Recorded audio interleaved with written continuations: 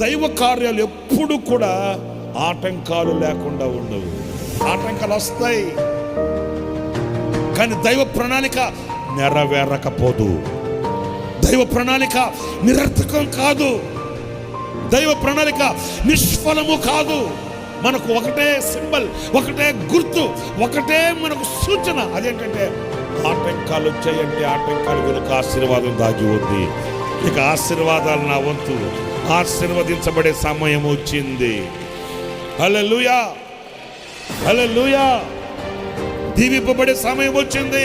ఈ ఆటంకాల మధ్య, ఈ అవరోధాల మధ్య, ఈ అభ్యంతరాల మధ్య అడుగులు నేర్చుకుంటే, ఆకాశం వైపు కన్నులు ఎత్తగలిగితే, ఆశ్చర్యకరుడిని నువ్వు అడగగలిగితే, ప్రార్థించి మొరపెట్టి ఆయనను పరిశీలించి వెతకగలిగితే, ఆయన నీ ఎడల వాంఛించిన వర్షాన్ని మోపైన వర్షంగా కురిపిస్తాడు.